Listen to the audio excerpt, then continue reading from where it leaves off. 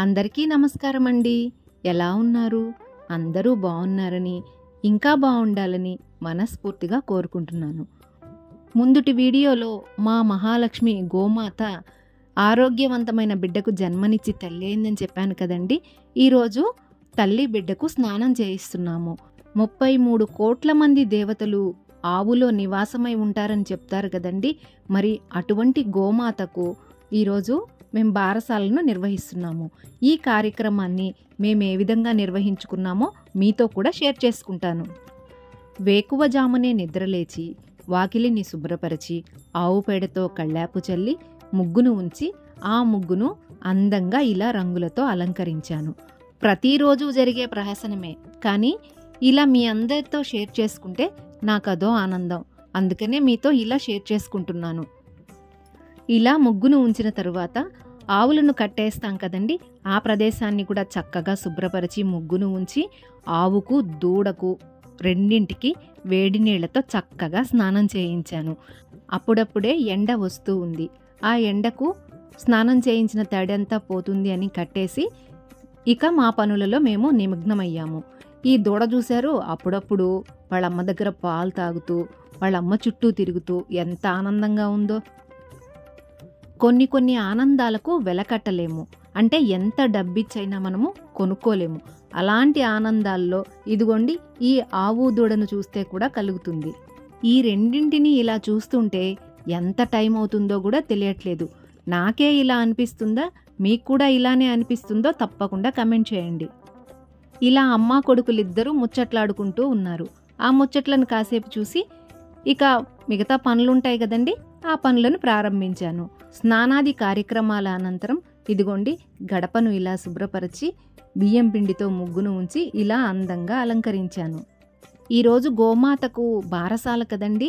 మాల వేసేందుకు మిద్దె తోటలోని మల్లె పువ్వులను కనకాంబరాలను తీసుకొని వచ్చి మాలను అల్లి ఉంచాను. చూడండి ఎంత పెద్ద మాల వచ్చిందో. ఈ 2 మాలలే కాకుండా ఇంకా కొన్ని పువ్వులను పూజకు ఉపయోగించాను.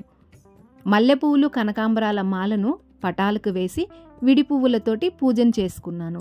ఇవే కాకుండా ఇంకా శంకు పువ్వులు కూడా ఈరోజు చాలానే పూసాయి. బయట నుంచి పువ్వులు కొనకుండా ఇంట్లో ఉన్న పువ్వులతోనే ఈరోజు పూజను ఇలా నిర్వహించుకున్నాము. మన ఇంట్లో మనం పెంచిన చెట్ల నుంచి వచ్చినటువంటి పువ్వులతో పూజ చేసిన రోజు చాలా ఆనందం అనిపిస్తుంది. అందరికీ ఈ సదుపాయం ఉండకపోవచ్చు. అవకాశం ఉన్న ప్రతి ఒక్కరూ ఇంట్లోనే చిన్న చిన్న పువ్వుల మొక్కలను పెంచుకొని ఆ పువ్వులతో పూజ చేసినట్లయితే చాలా ఆనందం కలుగుతుంది. తులసమ్మ పూజను కూడా ఇలా చేసుకున్నాము.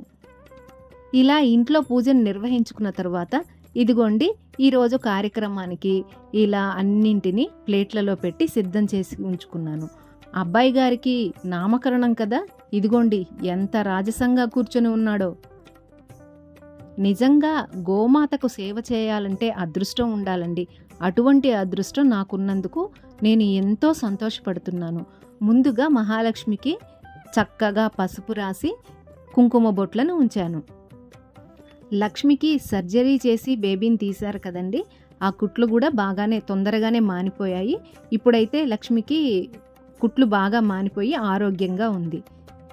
ఇప్పుడున్నటువంటి బిజీ లైఫ్ వలన ఇంకా అపార్ట్మెంట్ కల్చర్ వలన ఆవులను పెంచుకునేదానికి ప్రతి ఒక్కరికి వీలు పడకపోవచ్చు. అలాంటి వాళ్ళు ఏ 15 రోజులకో నెలకో ఒకసారి వీలు చూసుకుని గోశాలలకు వెళ్ళి అక్కడున్నటువంటి గోవులకు సేవ చేయవచ్చు. గోవులకు సేవ చేయడం అంటే 1 డజన్ అరటిపళ్ళు తీసుకుపోయి పెట్టడం కాదండి. ఆ గోశాల యజమానిని అడిగి ఆ గోశాలను శుభ్రపరచడం, ఆవులను శుభ్రపరచడం ఇలాంటి కార్యక్రమాలను కూడా చేయొచ్చు. ఇలా ఆవు దూడను అలంకరిస్తూ ఉంటే వీటికి ఏదో మేము ఫంక్షన్ చేసేస్తున్నాము అని మా చిన్నోడు కూడా చూడండి చక్కగా శుభ్రంగా స్నానం చేయించుకొని కార్పెట్ మీద ఆ దూడ ఎలా అయితే పడుకుందో ఇది కూడా అలానే పడుకొని నాకు కూడా ఫంక్షన్ చేయండి అన్నట్టుగా కూర్చొనుంది. ఇలాంటి కార్యక్రమాలు చేయడానికి చూడడానికి కూడా అందరికీ వీలవ్వదు. ఇలాంటి ఆనందాన్ని అందరికీ పంచుకోవాలనే ఉద్దేశంతో ఈ వీడియోను మీ అందరికీ షేర్ చేస్తున్నాను. ఇంతకీ మన బుజ్జి బాబుకు ఏం పేరు పెట్టామో తెలుసుకోవాలనుందా? అయితే వీడియోను చివరి వరకు చూడండి. ఒకసారి గోమాత చుట్టూ ప్రదక్షిణ చేస్తే 33 కోట్ల దేవతల చుట్టూ ప్రదక్షిణ చేసినటువంటి ఫలితం మన ఖాతాలోకి వస్తుందట. మా లక్ష్మి ఏమో పసుపు కుంకుమ పెట్టేదానికే గోమాత చుట్టూ నన్ను ఓ 7-8 సార్లు తిప్పించుకుంటుంది. మరి నాకు ఇంకా ఎక్కువ ఫలితం వచ్చేస్తుంది కదండి. లక్ష్మీ మెడలో ఉన్నటువంటి తాడు దీన్నే తలుగు అంటారు. వీటిని కూడా మారుస్తున్నాం, అంటే కొత్తవి వేస్తున్నాం అన్నమాట.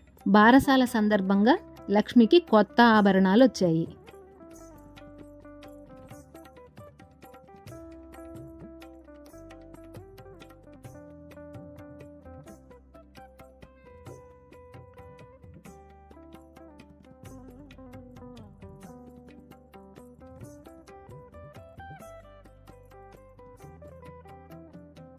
మన మిద్దె తోటలో ఉండే కనకాంబరాలు, మల్లె పువ్వులతో అల్లినటువంటి మాలను లక్ష్మీ మెడలో అలంకరించాను.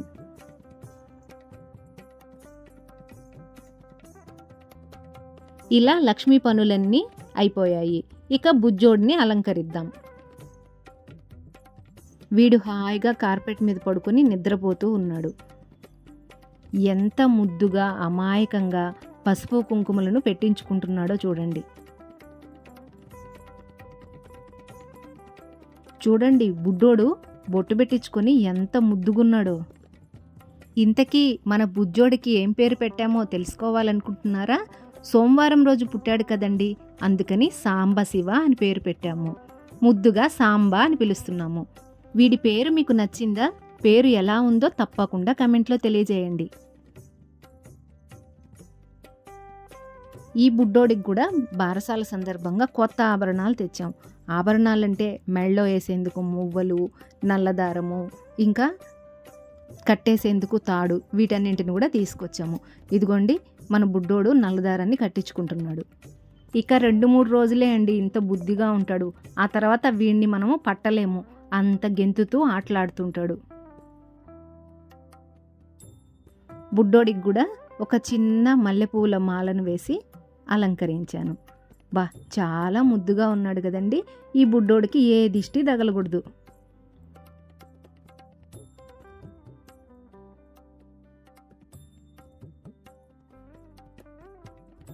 బుజ్జి తల్లి ఎంత చక్కగా రెడీ చేయించుకుంటున్నాడో చూడండి. మువ్వలు కూడా కట్టించేసుకున్నాడు. అంతా రెడీ చేయించుకొని అలసిపోయాడండి. పట్టు వస్త్రాన్ని వేసుకొని వాళ్ళ అమ్మ దగ్గర పాలు తాగేదానికి వెళ్ళాడు. ఆవు బాలింత కదండి, ప్రత్యేకమైన ఆహారాన్ని ఇవ్వాలి. అంటే జొన్నలు, సజ్జలు వీటన్నింటినీ ఉడకబెట్టి, మొక్కజొన్నలు వాటన్నింటినీ ఇచ్చి దానికి బలాన్ని ఇచ్చేటువంటి ఆహారాన్ని పెట్టాలి. మేము పాలు కూడా తీసుకోవట్లేదండి. ఆవు పాలన్నీ దూడకే అని చెప్పి దూడకే తాపిస్తున్నాము. కొన్ని ఫోటోలను తీసుకుందామని ఇదిగో ఇలా ఫోటోలను తీసుకున్నాము. ఎంత చక్కగా ఫోజులు ఇచ్చాడో. అలా ఫోజులు ఇచ్చి అలసిపోయి ఇదిగోండి నా ఒళ్ళోనే పడుకొని నిద్రపోయాడు. ఇదండి ఈ రోజుటి వీడియో. మనందరి మీద మహాలక్ష్మి ఆశీస్సులు ఎల్లవేళలా ఉండాలని మనస్ఫూర్తిగా కోరుకుంటూ మరొక మంచి వీడియోతో మళ్ళీ కలుద్దాం. అంతవరకు సెలవు.